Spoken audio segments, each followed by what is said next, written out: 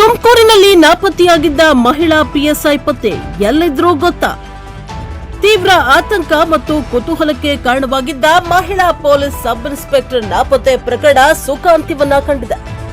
ತುಮಕೂರಿನ ಹೊಸ ಬಡಾವಣೆ ಪೊಲೀಸ್ ಠಾಣೆಯ ಪಿಎಸ್ಐ ಆಗಿ 2 ವರ್ಷ ಕಾರ್ಯನಿರ್ವಹಿಸುತ್ತಿದ್ದ ಮಂಗಳಮ್ಮ ಅವರು ಕೊನೆಗೂ ಪತ್ತೆಯಾಗಿದ್ದಾರೆ.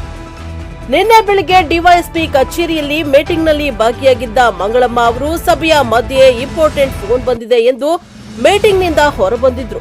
ಸಮವಸ್ತ್ರದಲ್ಲಿಯೇ ಹೊರಬಂದಿದ್ದ ಮಂಗಳಮ್ಮ ಆ ಬಳಿಕ ಎಲ್ಲಿ ಹೋದ್ರೆಂಬ ಸುಳಿವು ಸಿಕ್ಕಿರಲಿಲ್ಲ. ಇಡೀ ದಿನ ಹುಡುಕಿದ್ರು. ನಿನ್ನೆ ಇಡೀ ದಿನ ಯಾರ ಸಂಪರ್ಕಕ್ಕೂ ಸಿಗದ ಹಿನ್ನೆಲೆ ಆತಂಕಗೊಂಡು ಪಿಎಸ್ಐ ಮಂಗಳಮ್ಮ ಪುತ್ರಿಯಿಂದ ದೂರು ನೀಡಿದ್ರು.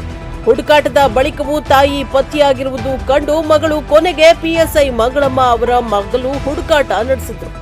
ಆನಂತರ ಅವರು ಯಾರ ಸಂಪರ್ಕಕ್ಕೂ ಸಿಗದೆ ನಾಪತ್ತೆಯಾಗಿದ್ರು.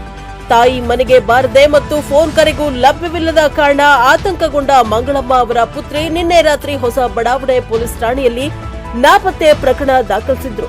ಇತ್ತೀಚೆಗಷ್ಟೇ ಪುತ್ರಿಗೆ ವಿಚ್ಛೇದನವಾಗಿದ್ದ ಕಾರಣ ತಾಯಿ ಮತ್ತು ಮಗಳು ಒಟ್ಟಿಗೆ ವಾಸವಿದ್ರು ಎನ್ನಲಾಗಿದೆ.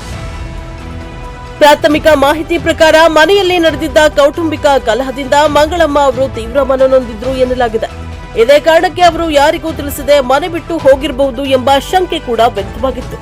ಪೊಲೀಸರು ತಕ್ಷಣ ಕಾರ್ಯಪ್ರವೃತ್ತರಾಗಿ ಹುಡುಕಾಟ ಆರಂಭಿಸಿದ್ರು.